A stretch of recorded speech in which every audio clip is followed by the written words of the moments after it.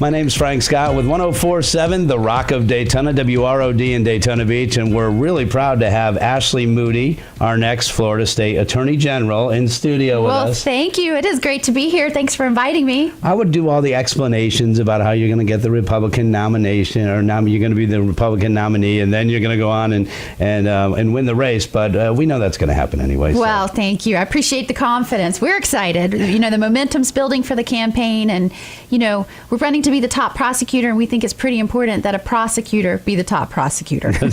Well, speaking of that, your father was a judge, and you went to law school, and you became a lawyer, and then ultimately a judge, and you walked away from that to run for political office. I mean, what were you thinking? Yeah, most of the time I have to convince people that I am in my right mind for giving up a job as a judge that I could have probably held until I retired to get into this, what has become political blood sport of sorts. And I tell you what, it was a no-brainer. My husband is a career law enforcement officer. He is a DEA agent now. He was a cop before that. And we feel strongly that the person that is going to be partnering with law enforcement as the Attorney General needs to be someone that has worked with them, alongside with them in tough prosecutions, and understands what they go through. And certainly as the wife of a law enforcement officer, I do. So as the Attorney General, I bring perspective from both sides of the bench to the role of top prosecutor, top cop, and I really hope to make a difference for them and what they do on a daily basis, and be a partner and a good advocate for law enforcement. Our current Attorney General, Pam Bondi, accomplished quite a bit in the last 8 years, but probably the biggest thing was the war on opioids. It's a national problem, we know that, and it's not solved in Florida. She did an awful lot, but certainly the problem still persists. Yeah, the opioid issue is an increasing problem across Florida. Pam Bondi did a tremendous job as Attorney General. In fact, few people realize this, but when she came in 2010, of the top 100 national doctors that prescribe opioids, 98 of them were in Florida. By 2013, she had reduced that number to 2. So she really made an incredible difference in this fight. And of course, we still struggle with it. The stat is about 15 people a day will die of opioid overdose death in Florida. And this is my number one priority. And I will tell you that I will wake up every day as a former drug prosecutor, the wife of a DEA agent.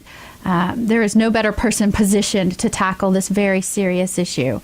And I'll start doing that on day one. Another big hot topic around the country is gun control and school safety. They kind of go hand in hand because of the tragic events that happened not only here in Florida but around the country. Where do you stand on the Second Amendment, and what can we do to make our schools safe while at the same time preserving, the rights of Americans? And, if you look back at the history of this tragic event, you can see numerous places in time where this could have been prevented. In fact, recently they've come out and said that he should have been Baker Acted at one point, and for some reason or another that didn't happen. And had that happened, he would not have been able to purchase a firearm. And I believe all of our leaders across Florida are in agreement that we need to do more to ensure that those that are a danger to others cannot have access to firearms. And we can do that, and we can shore up the safety of our schools. There are numerous ways that schools across the state are already doing this, with single-point entries, with having armed security officers, cameras that are manned from one vantage point. We also need to make sure that there is a process when someone does make threats or does become a danger to others, that there's a way for law enforcement or their family members to ensure that they do not have access to firearms. But we can do all of this while respecting the rights of law-abiding citizens. And from my conversations with leaders across the state, I believe that they are truly trying to make a difference in the securities of our school, in the security of our communities, while respecting the constitutional rights that law-abiding citizens are afforded. I know one of the things that you've been really concerned about is human trafficking and elder abuse here in the state of Florida. Is it really that prevalent? Absolutely. And one of the things that Pam Bondi has done great in terms of human trafficking is putting this on people's radar. Back when she first ran in 2010, not very many people were talking about human trafficking. And it really does take people being able to identify this horrific practice to stop it. And, just in 1 year, we went up about 54% in incidents of human trafficking. We're third in the nation behind Texas and California. And they're difficult cases to prosecute.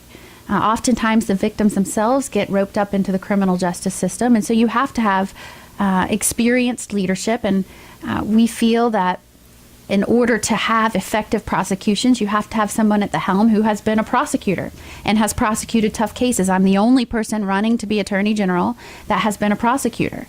Elder abuse, I believe one of the stats says that 1 in 10 of our seniors will be abused, whether that's fiscally or physically.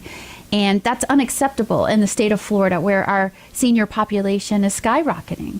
And again, these are tough cases to prosecute. You often have victims that are unwilling to come forward. They're embarrassed about the situation. They're embarrassed they've been taken advantage of or harmed. And so you have to have a very skilled and experienced team to work with them. And I'm committed to doing that. I would like to put together a task force within Tallahassee to work with our 20 circuits across the state to do that, and we can begin doing that on day 2. So, Asley, if somebody gave you 60 seconds and said, tell me, convince me why you should be Attorney General, what would you tell them? The Attorney General is the top prosecutor, the top cop, the chief legal officer of the state. I have been a business attorney with a national law firm. I have been a prosecutor, prosecuting drugs, guns, firearm cases. I've been a judge. I have perspective from both sides of the bench. There is not one area of the Attorney General's role that I have not had some experience in. And that sets us apart from the other candidates. We have the endorsement of the current Attorney General, Pam Bondi, 37 sheriffs across the state of Florida, as well as 12 state attorneys.